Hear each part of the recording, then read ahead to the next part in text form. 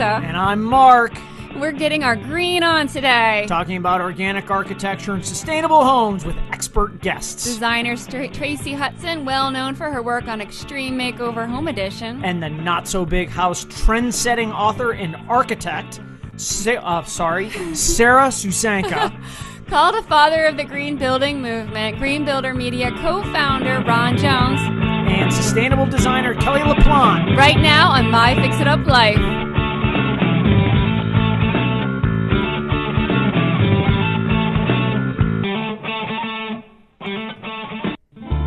Sanding walls before you paint? Do it the Hyde way, not the hard way, with Hyde's dust-free sander. Attach to your wet dry vac and go. No drywall dust on your furniture, no tough cleanup when you're done. Buy online at Amazon.com.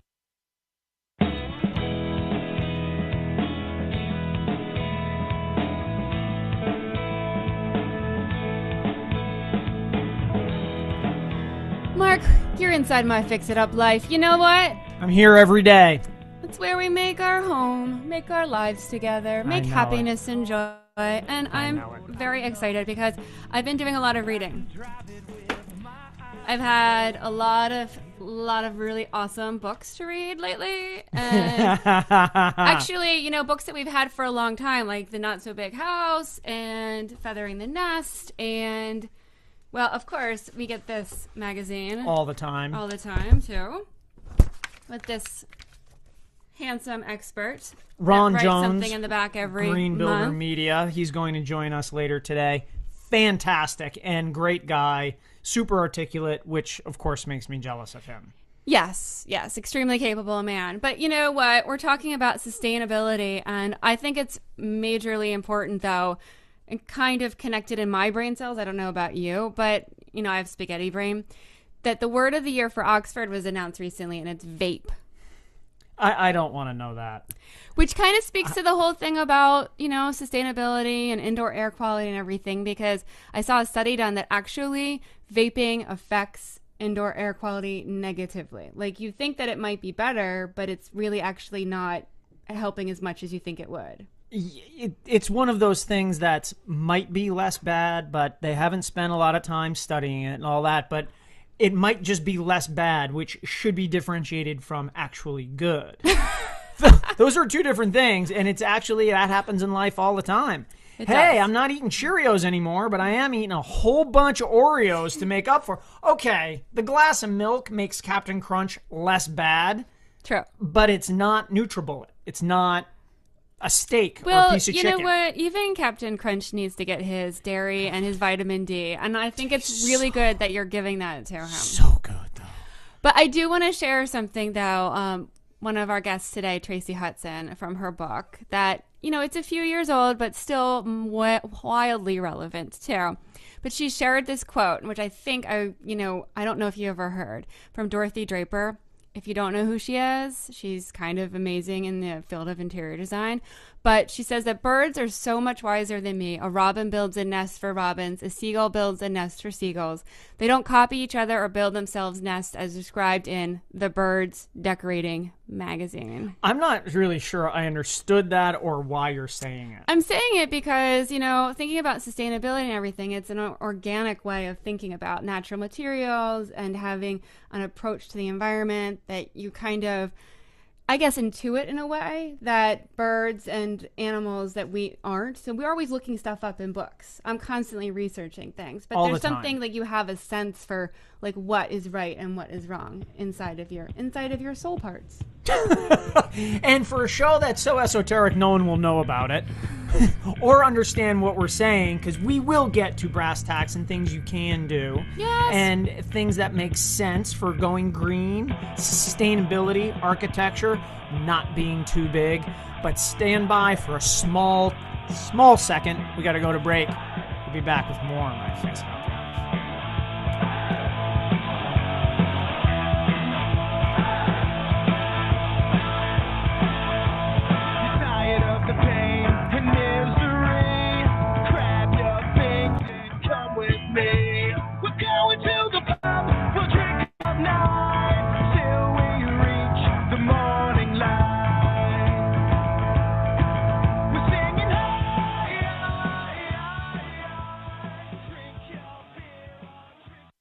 curb appeal to your home. Create a memorable entrance with Therma-Tru fiberglass doors and 5-pond synthetic trim that won't warp, crack, or rot. And give you those rich details that make your home a showpiece. Make your great entrance by visiting thermatru.com and 5pond.com.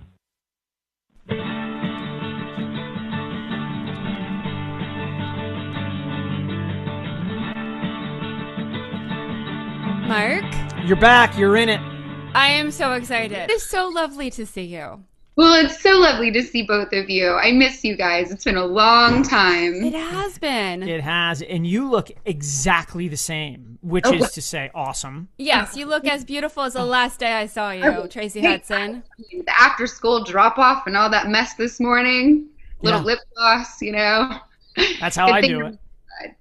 But thank you. You wear lip gloss, Mark?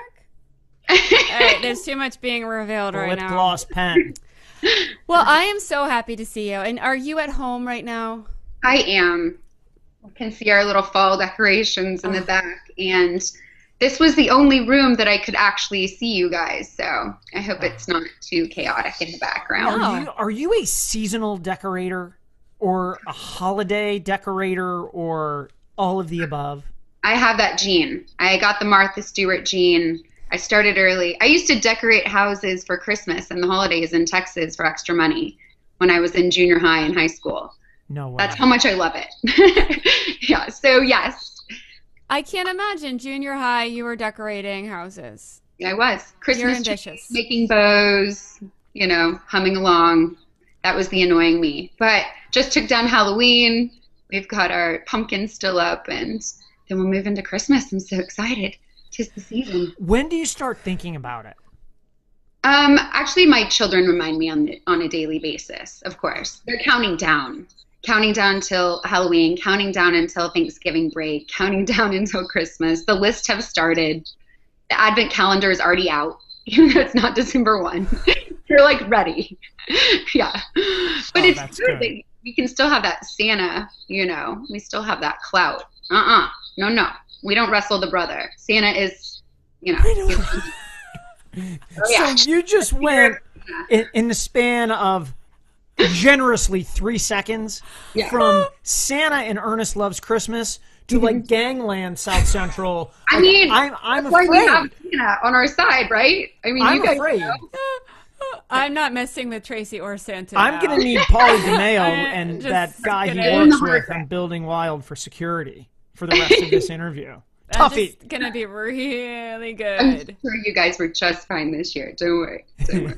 So well, I have to say, I was re-looking through your book, which is beautiful. Oh, thanks. It's absolutely a beautiful book. So anybody who is expecting a baby should look up Feathering the Nest on Amazon and get it, because it's just beautiful and it's inspirational, and you go through all the different kinds of styles that are still really extremely popular and relevant, and it's been a few years. And the emotions of the experience too, nesting. And yes. Well, thanks. the whole Yeah, thing. I'm glad that you guys revisited the book. It really was. It was just me at home. I know we've discussed it in the past, but I was on my second maternity leave from Extreme, and I just, you know, all my girlfriends were having babies at the same time, and they were saying, how can I get my nursery together, not spend a ton of money, try to do things that are good for my baby, you know, the no VOC paint, so on and so forth. And I said, forget it. I'm going to write a book, and we can have it all in one source. So that's pretty much what happened. And all the things that you bring up in there too, you know, like synthetic rugs and carpets versus natural fiber. And something that I guess I missed before, flushable diapers, which I'm not sure. I missed that. Yeah, that's something that blows my mind. Yeah, I tried it. I did. I tried it. I gave it a good go. And, you know, I mean, diaper changing is, it's not fun. Like, this isn't, It's I mean, that's wildly glamorous. I mean, right. It's so hot. You have a line in there that is something like, you know, everybody strives, in the beginning, you strive for perfection. The nursery's going to be perfect. Our house is going to be perfect. I'm going to grow and make all their food like, you know, Mother Goose. Then you realize, then the baby comes, and then you realize, like a couple days later, when you haven't bathed in a while and you're starving and tired, it's okay. Yes. Are you speaking from personal experience? Well, that too.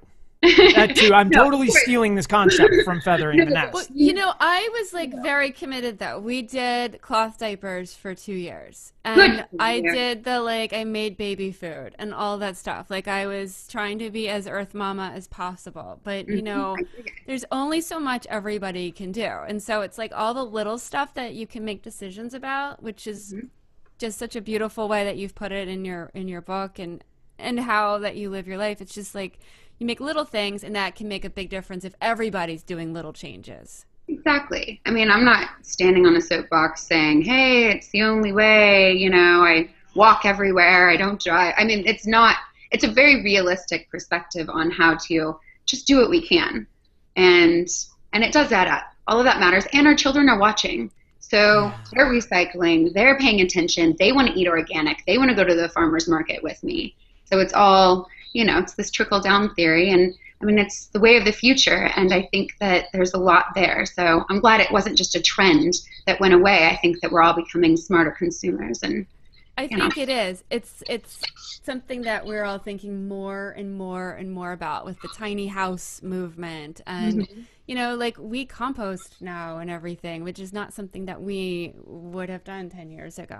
No, not at all. good for you. Exactly. And it's fun to do. It's fun to share it with the kids. It's fun to be part of something cool that you can not look back on and say, wow, I regret that. Right. Never. I mean, you know, again, it's not the most glamorous thing all the time, but it's fun, and we're enjoying Okay, I want to talk about glamorous things because me you too. are one of the most glamorous girls I know. So, like, what are you into? I know he's mimicking me. I don't really care. What is? We actually do a thing sometimes. It was a joke. It was I a have joke. my own hangout over here. Right, you'll be talking sports on that side. Organic.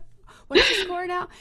No. So, what is Tracy Hutson doing these days? Like, what are you into? Is there like some? What's your passion today? Yeah. What's making you? You a country music star yet? Yes. What happened to that? Not yet. But I mean, you know, I'm killing it in my car. Like, I'm definitely on my green mission in my car, for sure. We've got to have Tim Williams write that song. Killing it in my car. Killing it in my car.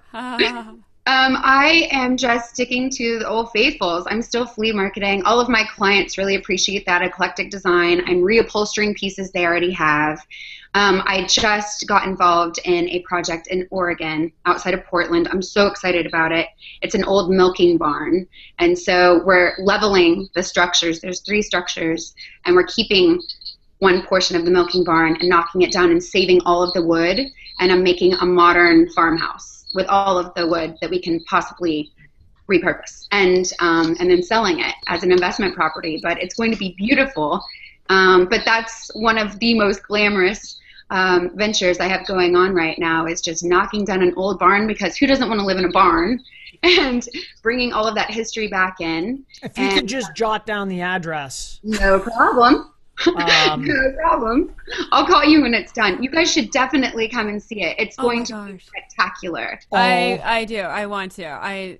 We're demoing soon, and, you know, things don't work as fast as they did on Extreme, sadly. You don't say.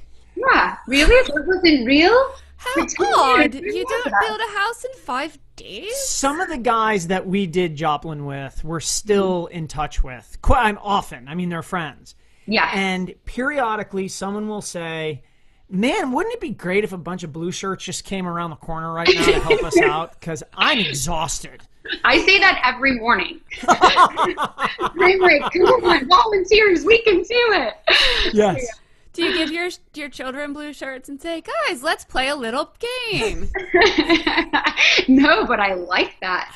They have ones that say Transpo Department on the back, so they still think that they're pretty cool. But I should dig out a couple of blue shirts and, you know, put them to work for sure. That's so funny. That's so funny. And yeah, I'm like, let's go to the supermarket. Volunteers. Yay! For little kids, our son Jack would love that. 6 years old. Transpo Department. And what we're lucky enough to know that that's a guy who drives around in a truck full of fuel, fueling up all the stuff that's around. Like all the excavators, all the skid steers, all the generators, they need gas. You don't go to the gas station on Extreme Makeover. It comes to you. it comes to you. Also, craft service is a huge part of the transpo department. You know that. I love my transpo team. That's where, when it's cold, you know, that's where you find your buddies. They had to go to Sears with me. You know, poor guys going and shopping.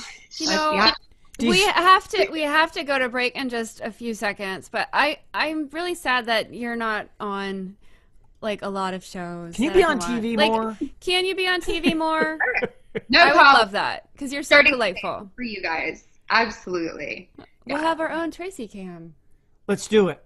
Yeah, put a GoPro in my car. It's endlessly entertaining. Well, you're killing it in there, so why not? Maybe you can sing us out on one of your favorite songs. Oh gosh, no.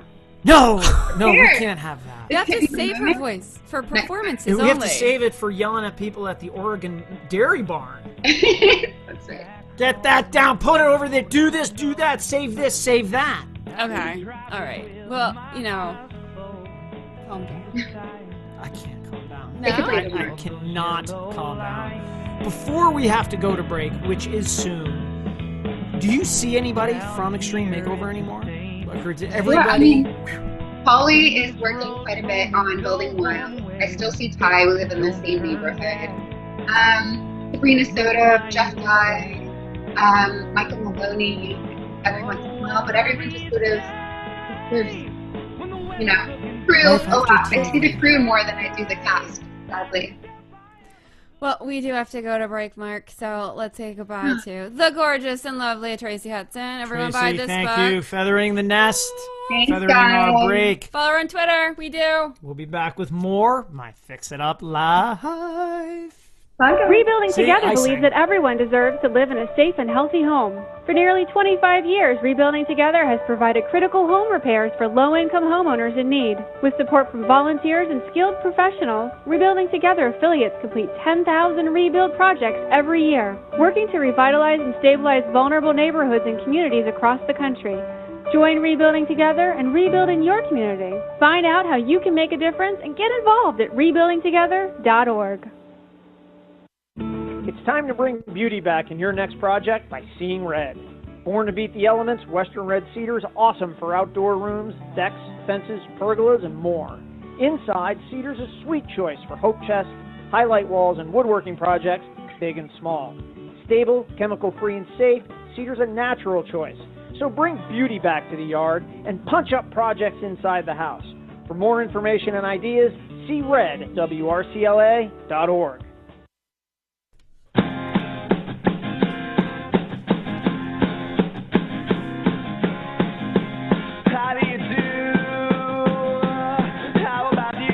You are back inside My Fix It Up Life, and we are here talking green, organic, sustainability, right sizing, cool sizing, all kinds of sizing for living now, today, and into the future as partners with the planet.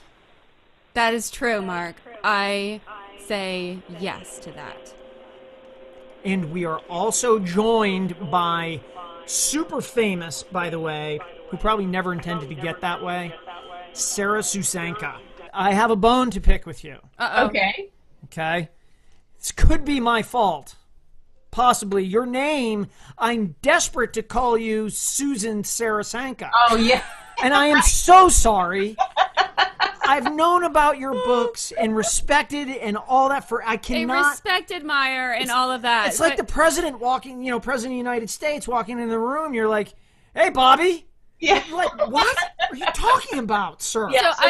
Did that happen to you, though? Do people It does. call you? It happens all the time. So the real name is Sarah Susanka. And so the last name has Susan within it, and so it confuses everybody. But so I've actually had somebody correct me. No. Oh, that's hilarious. Okay, unless it was your mother, you should not be listening to them about correction of your name. It was funny. But anyway, so it's Sarah Susanka. Yeah, I know. And we're introducing the show. I looked at it. I read it because I've done it 1,000 times. So I apologize. How can I blame you for it? No problem. Well, the book, The Not So Big House, ginormous. I mean, what a huge impact that book made, and how popular, how extraordinarily popular it became. And, you know, all of the books and everything that have come after that, too, have been really kind of important. And now it's what? Is it like 15 years later? Yeah. Has it been? The first one came out in September of 1998. So quite a long time. And now the whole tiny house thing. Everyone's talking about going small and the tiny house movement and building houses on the backs of trailers and all of like how small can you go? It seems to be the opposite there of what it used to be, is like how big can you build? And I'm so curious to find out what you think of all of that that's going on now, 15 years after. Sure.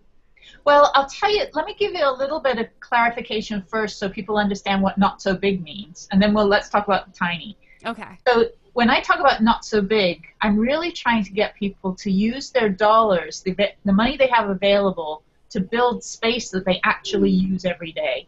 So I grew up in England, and I saw, in England we lived much more formally. So we used our formal living rooms and formal dining rooms. And when I moved to this country, as a teenager, I was looking at my friends' houses and I thought, why do they build these formal spaces when they apparently never use them, and yet they're decorated to the nines? And it seemed like such a waste of money. So what I started to talk about initially and then write about in the Not So Big House is how to build about a third less square footage, but build it for the way you really live. So build it for you. So the reason that that message, I think, got through so loud and clear was that all of our professionals, the real estate agents, the appraisers, the bankers, many times the designers and builders are encouraging people to build more square footage than they need, and then they don't have the dollars to make it beautiful. So my real goal is, how do you make the space that you live in better rather than bigger? And so now we go to the tiny house movement, and it's that to an extreme. So I don't personally design tiny houses, though I've actually lived in one for a couple years while I was in college, and learned so much about how little you can live on. That you don't need a lot of space. And when you have a few really prized possessions in a beautiful space, you feel wonderful. It's incredible, very liberating. But you can take that same idea and with a little bit more space, still have a really wonderful place. 1 second. Hydration is key. Oh, it is. Hydration is very important. Excuse me. Yeah, still have a really, really wonderful place to live. Plenty of square footage. Do you consider yourself, I need a second to formulate this thought, an accidental philosopher? As you're an architect, you know about houses, the technology, right, the design of a home, of course, but in the Not So Big Life, you've taken this to maybe not the next level, but certainly a different level. Yes. And are you an accidental philosopher, I guess? I think that what I've done is articulated a set of ideas that a lot of people are longing for today, which is how to find the meaningfulness both within our houses and within our lives. And so just like with house design, I'm talking about building better rather than bigger.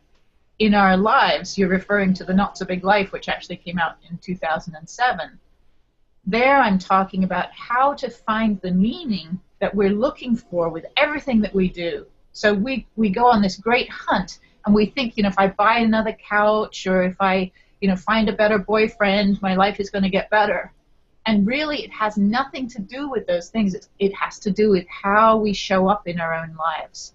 And in a very similar way, our houses are an expression of us. So as we allow them to really reflect who we are on the inside, we start to feel so much more at home, both in our houses and our lives. Wow. If you'll excuse me, I have to cancel several orders I've placed recently. That coffee table, it's out. Canoe, I don't even know how to use that. Can you hold on for a while? Drum set. Cancel the drum set. The drum set.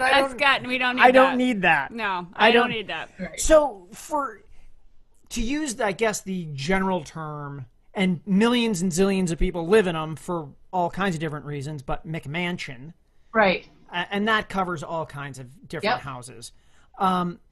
Is there an element, though, in that word that you sort of identify with that makes it a McMansion, and in a way that someone who lives there who likes what you're talking about, because they might have moved there for the school district and that was the house for sale. And I get asked this question a lot, actually. Or you're living in a house, you know it's bigger than you need, you know it's sort of amorphous, it doesn't have a personality to it.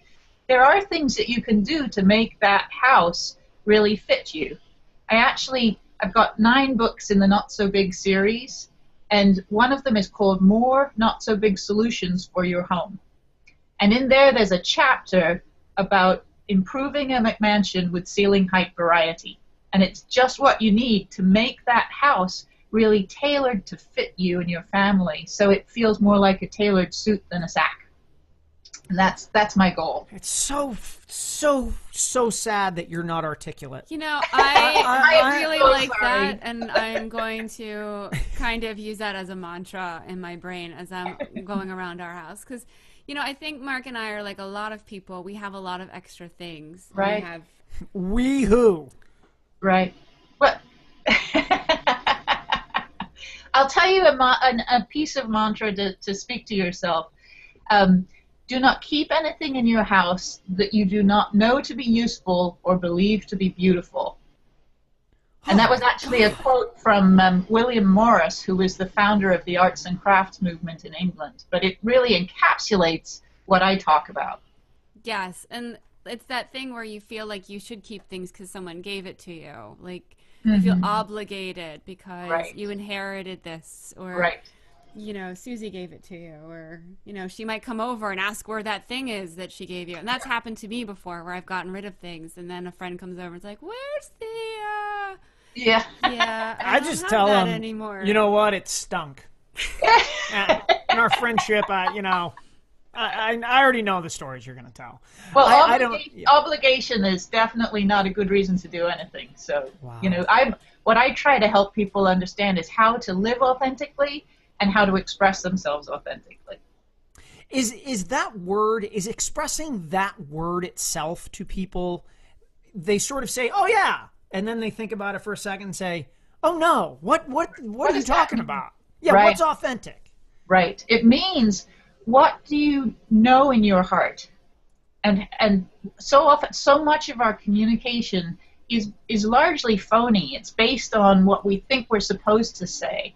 What I try to help people to see is that the real is in your speaking what you're actually feeling.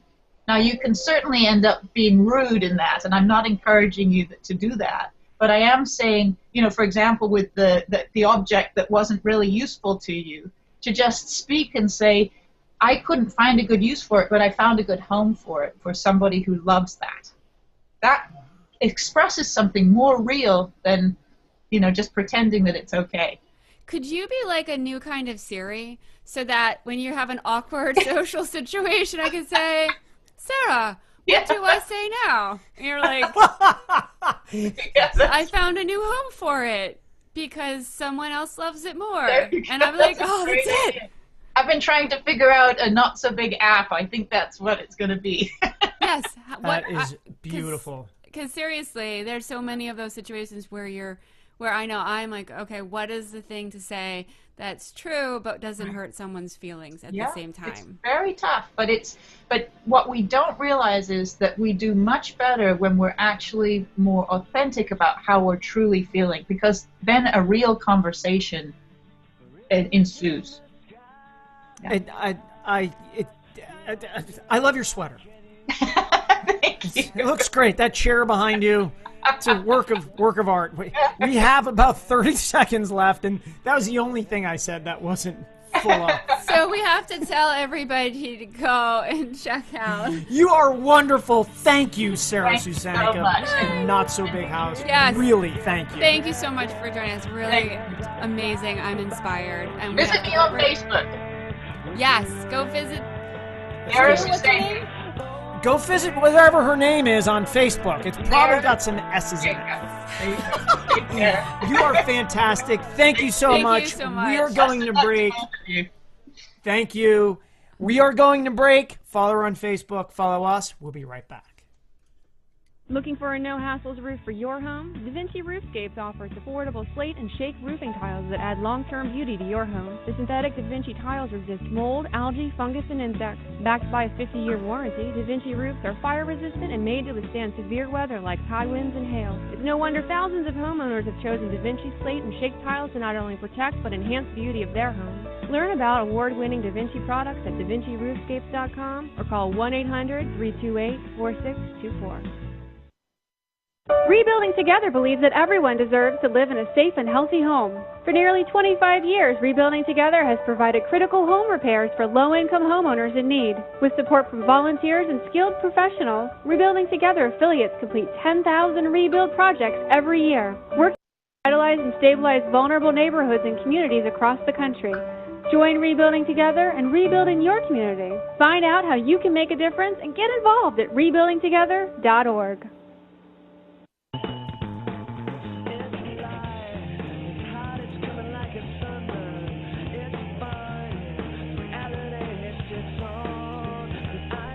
And you are inside my fix-it-up life with my husband, Mark. Oh, Mark. That's when I talk, right? Mark. Mark. And it's a really hard Mark. name to pronounce. And, you know, yesterday I was picking up Jack from school. There was, he does the aftercare program on that day. And there was one of the women that runs it. She was making ornaments for all the children. Right. And trying to fit some of the longer named children on those ornaments was quite a challenge. Quite writing in a circle around the... Yes. So Yeah. words like Mark and our son Jack are beautiful for those kinds of projects. Oh, And I'm glad to know. I would like to compliment you on that. Huh, appreciate it. Yes. Appreciate it to no end. So we are talking about sustainability today, and we're talking about all kinds of, from all different directions, from carpets to building to living small. To carpentry, to Yes. site selection, to all kinds of different approaches. And we have someone on the line right now who I'm delighted to talk to. And Mark always says, I wish we had an hour for a conversation with him. Ron Jones from Green Builder Media, builder, pioneer, and I don't know what else, Ron, that I can add to that. I hope you're with us. I am, and it's a pleasure to be here. How are you guys?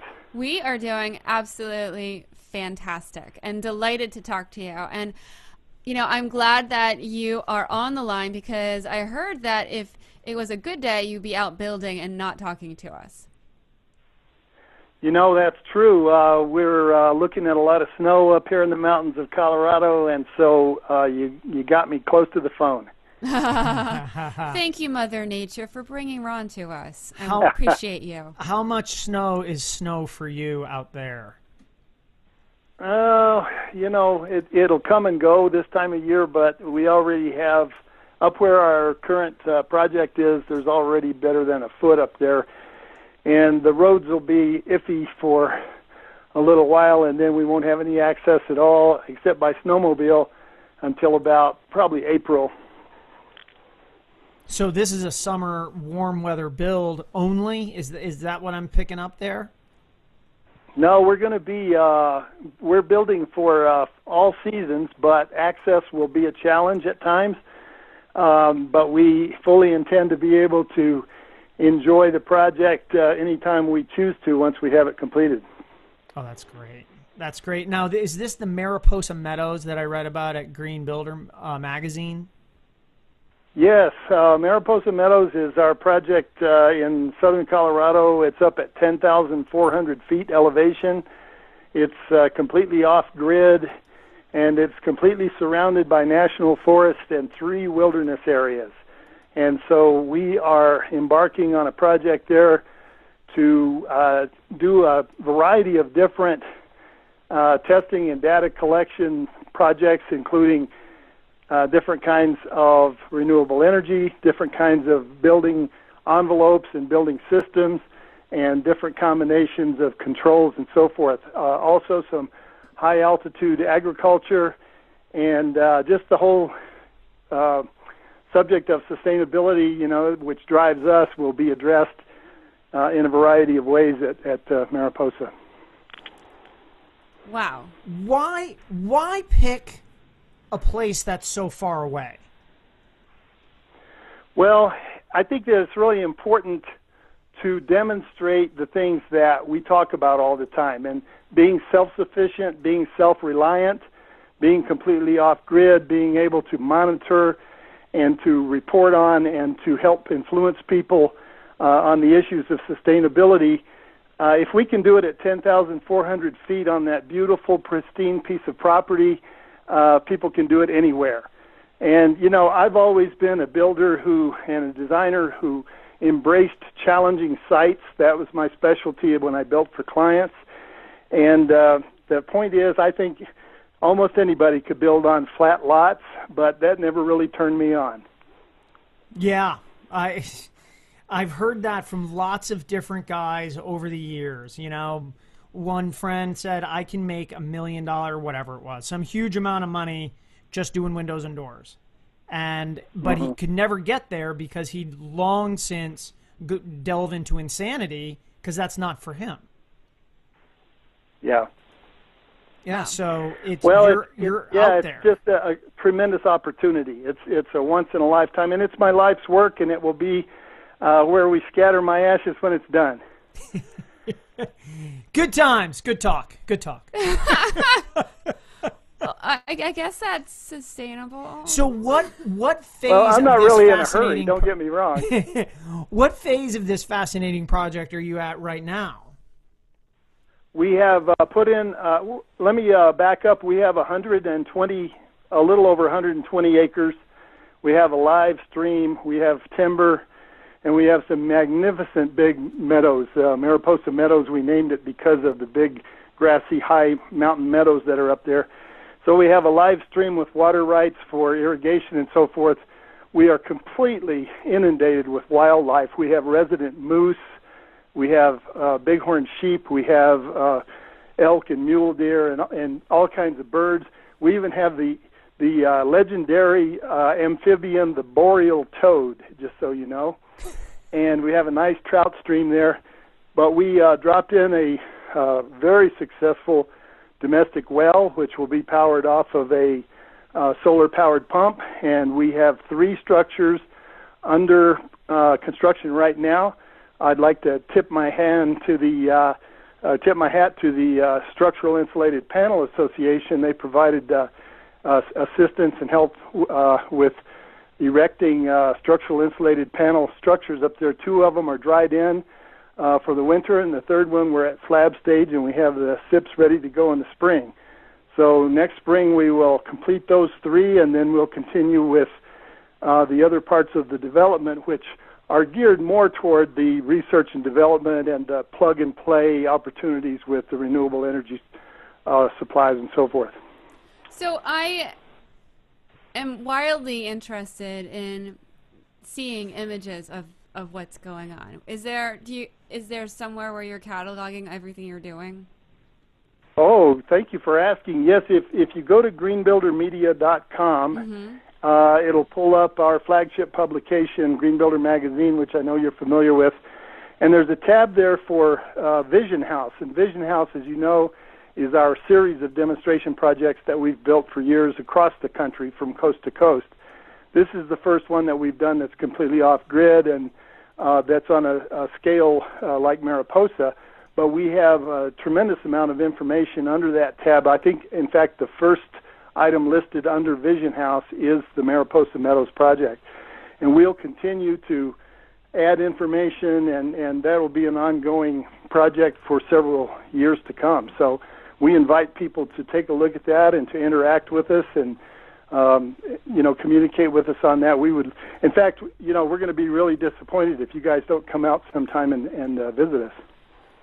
Well, I would love to, but I've got this thing about snow That is not really my friend.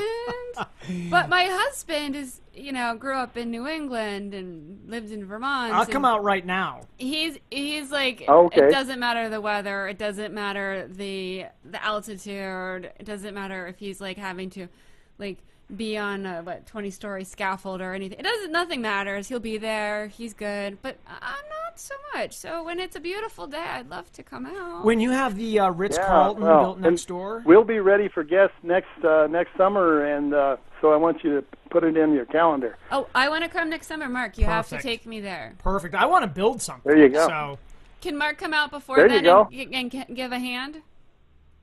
Yeah, absolutely. I've got more to do than I can even think about. Wow. Oh, that's fantastic. So you're talking about snowmobiles now.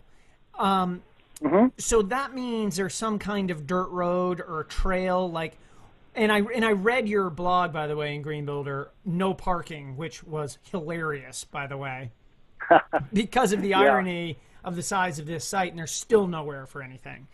And right. That's our favorite page of the magazine. We always immediately go to the last page because it's the most entertaining. Like, it's informative. Everything else is informative and thought-provoking, but then your piece is always both and entertaining too. Thank you so much. Well, accessing the property takes place by a county-maintained U.S. Forest Service forest road, and they close it down in the wintertime, and so the access then is by snowcat or snowmobile or snowshoes or some other method of transportation. We're not allowed to use wheeled vehicular traffic to access the property at that point, but we can come and go anytime we want, as it's a private holding. Right, so you've got to use you can't like drive four-wheel drive trucks up there. You got to use a snow machine. That's correct. The road is actually closed to wheeled access, and there's a groomed snowmobile trail that we can access the property on. So are you bringing guys up there and like running generators and building stuff in with that kind of access? Yep, absolutely. And it's been a real challenge because, the weather is pretty spotty, and we didn't get started until August up there this year, and so it was fall before we knew it, and we have local craftsmen that have been working with us up there who are very familiar with the conditions and so forth, and so everything's been quite satisfactory. I will tell you the real challenge is when it comes to delivering large items like the structural insulated panels I mentioned, and most of all trying to get any concrete up there. Concrete is a precious commodity at 10,400 feet. It has to come from 2 hours away, and the weather is such a big factor, and the roads and the altitude and everything. So we finally, just before the last big snowstorm, in fact, just minutes before the snow started, we were able to place and finish the third and final slab for this season, and so we're all good to go. And I was hugely relieved, but the logistics of getting heavy material, heavy equipment, and so forth is probably the biggest challenge. Wow. That I'm amazed. I'm gonna go and look at the pictures on the website. Where did we go again? Oh, you have to. Is it greenbuildermedia.com, greenbuildermagazine.com? Yeah, you could go to greenbuildermag.com or greenbuildermedia.com. Okay, I'm definitely gonna go check that out because I'm crazy awesome now about it. Do you guys have an Instagram thing too? Is anyone doing that for the project? I'm sorry? Instagram. Does anyone have that's taking pictures and loading them up on Instagram? Yes, our and I'm not the right guy to give you the input on that, but if you go to the website, the folks that are smarter than me do that stuff for us, members of our team. So we take photographs almost on a daily basis, and then we send them to our team. Heather generally takes care of that and puts up that material, but there's all kinds of ongoing information there. Well, we're going to definitely follow you there right after this. And smarter than you, not possible. I have a question. Okay. I have a real question. I got distracted by the toad before because I thought it was an amphibian, and then you're going to say it was like that thing from China that also walks across land, and my mind went somewhere when I else. think of toad, I think of the story of Frog and Toad. The snakefish. I think of Frog and Toad. They were friends. You have timber on the land. Are you able to, or is it a good thing to harvest that timber and use it in the structures? We can harvest the timber that we have on our own private property, and then there are timber sales on the surrounding national forest properties that are very carefully managed by the U.S. Forest Service and under very strict guidelines and so forth. And the logging operations that take place in those kinds of scenarios typically are contracted to companies that will take them to a mill and then have the material processed there, and then you bring the dimensional lumber or the logs or the timbers back to your job site. But we can use any of the timber resource or stone or anything else that we have on site. Wow, amazing. Everybody has to go to greenbuildermag.com right now. Check it out. We're going to follow you guys on Instagram, and we will be back in just a minute with more My Fix It Up Life. Right in front of you to take. Mine is yours to break. We don't have much time to wait. Sanding walls before you paint? Do it the Hyde way, not the hard way, with Hyde's dust-free sander. Attach to your wet dry vac and go. No drywall dust on your furniture, no tough cleanup when you're done. Buy online at Amazon.com.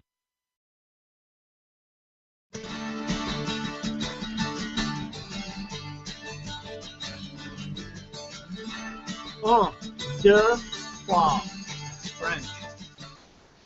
You're back inside My Fix It Up Life with my wife, Teresa. And my husband, Mark. And I'm really excited about what we're about to talk about. Yes, I am too, because I think we live it, I think we breathe it, but I don't think at some levels we, or even you listening, know what it is when we talk about eco-friendly, green.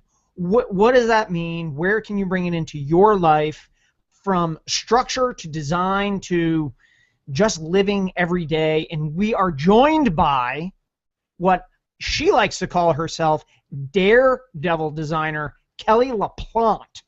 Daredevil. I love that because I read your bio and your website, kellylaplante.com, and honestly, first, hilarious. Second, one of the best reads I've had in a while because it's funny. And third, you're jammed with activities. I'm Daredevil and a serial entrepreneur. Ooh, I like that, a serial entrepreneur. I think we do. Yes. I think that's curious. That just speaks for, like, curiosity. You have probably genuine, constant curiosity about life and things. I do. Yes. And improving upon things. I see something and I want to make it better. I figure out how I can make it better, which is probably how I fell into this whole. You are touted, Kelly, as like a green designer, eco-friendly designer, all of those words that people use, sustainable and everything. And you know, starting out being just a designer and then sort of like evolving into being really conscious about, you know, the planet and making things that are beautiful but yet are sustainable as well. And you spent some time doing a little bit of TV work on HGTV and everything like that throughout your evolution of your wonderful career. And I'm curious, you know, doing those kinds of shows on TV, how has that sort of informed the way that you design now? Well, I was lucky to do several TV shows that were really about being green. I did Big Ideas for a Small Planet, I did Greenovate, and so that was fantastic because they wanted to show me being green. Some of the other shows I did were not specifically about being green, and that was really tough because production is not really green by design. It's actually pretty wasteful. And so to try to have those things in place for myself, because they're never going to show on TV that you're being eco-friendly. That's not important to them. To try to show that or to make that important to myself, it's tricky. But it's a great challenge, and I think how I take that into my life now is having to sort of be on that way and really be thinking and on the ball and really just thinking like on your toes all the time. Okay, I have 3 hours to pull off X, whatever it happens to be, and I need to do it eco-friendly because that's important to me. How am I going to do that? That was a great skill to learn because now I know I really can do it in any sort of situation.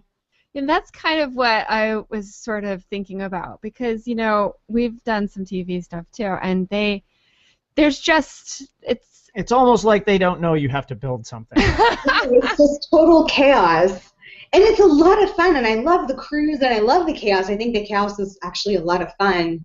It challenges you, and it pushes you, but it doesn't allow you a lot of luxury to care about things. So that's tricky. It's really tricky.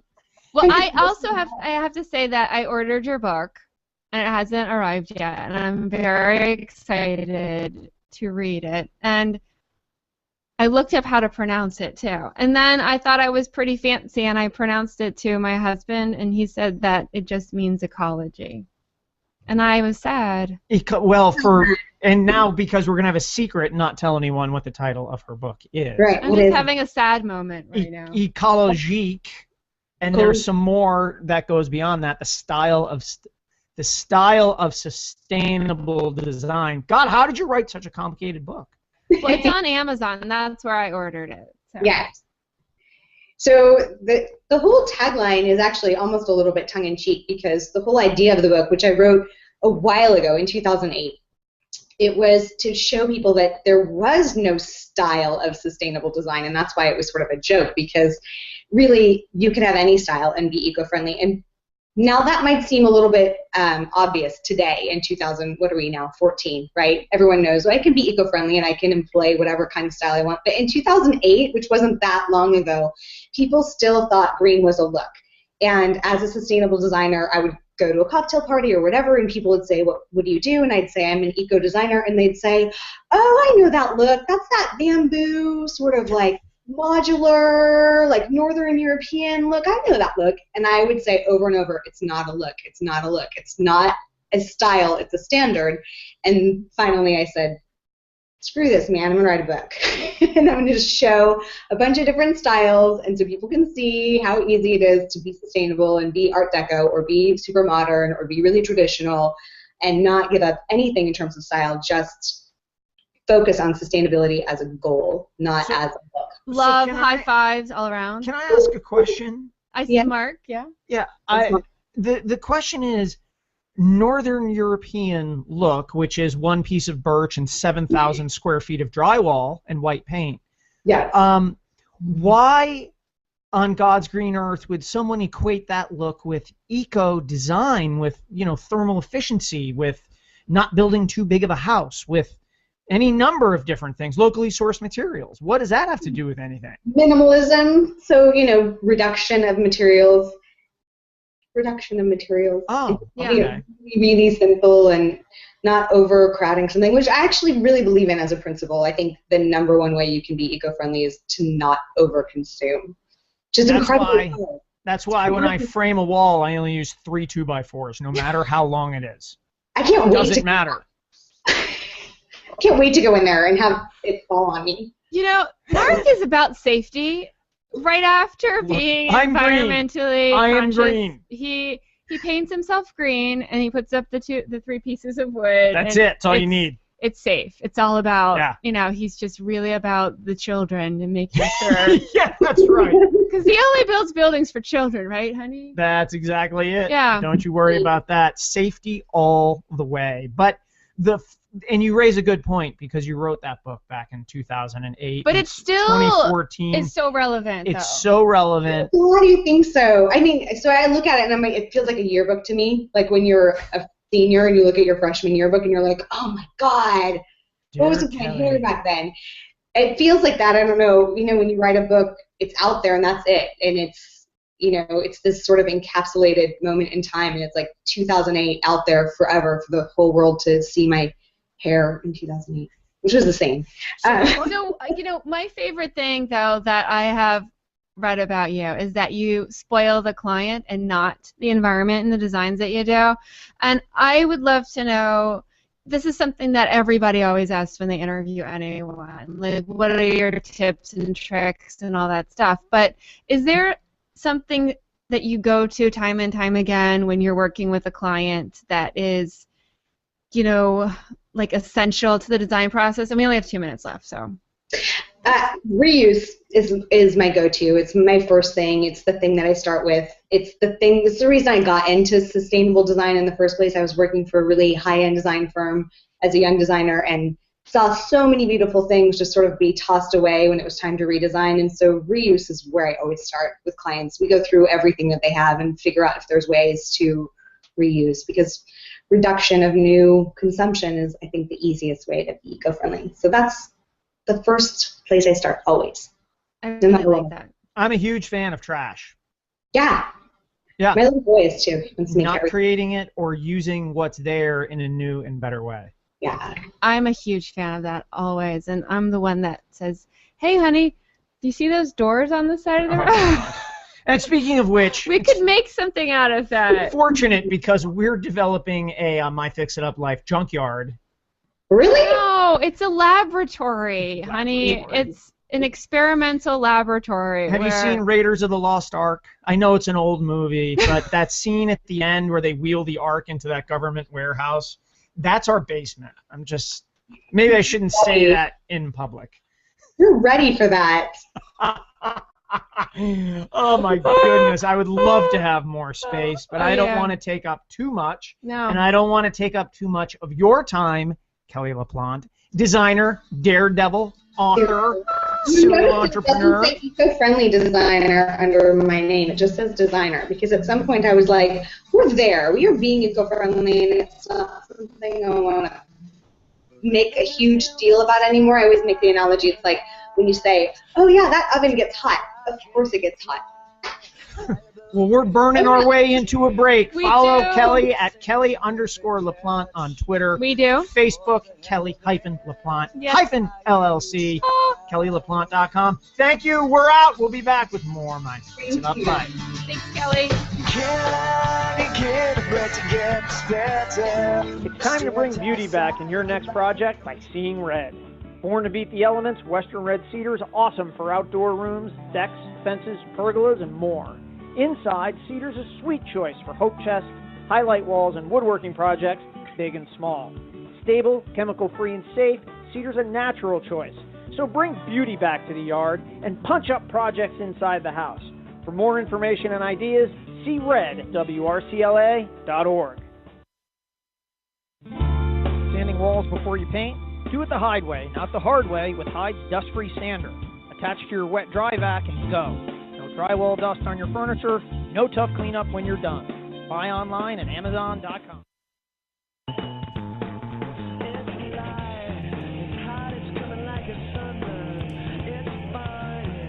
And Back inside My Fix It Up That was really kind of fun. I'm excited because we're going to be giving something amazing away. We are. I love mattress. You know, as I get older, the more I enjoy when we go to a hotel, the mattress and the linens.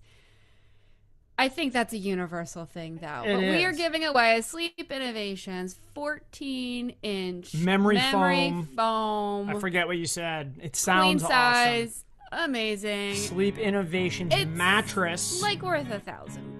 We have a winner. Christy Deanna Balser. You get a good night's sleep, and to stay consistent with our theme, and which is why Sleep Innovations gave this to us, to give away is there's nothing greener than health. No. Taking care of yourself, every doctor visit you don't have. Every pill you don't have to take. That's green. That's living the good life. Yes, and it is. Huge pillar of that is a good night's sleep. And I'm excited for everybody who joined us today on My Fix It Up Live talking about sustainability and our wonderful guests. They are just so delightful, and all of them have been inspiring sustainability for a very long time. So high fives to all of them. Follow them on Twitter. I want to also leave you with a quote, honey. Oh, good quotations to be or not And to be. it's so appropriate for sustainability and a good night's rest. When I count my blessings, I count you, Trace. Oh, I know. So check out our videos, not that one, on YouTube. Visit us at myfixituplife.com. Like us on Facebook. Tell Follow your us on friends Twitter. about us. Talk to us on all those places too. We'd like to get inspired by you and see your awesome photos. We love it. And join us on our Hangouts on Google+. I think that's it. I think that's all the places we are. And join us for our next edition of My Fix It Up Life. We're out!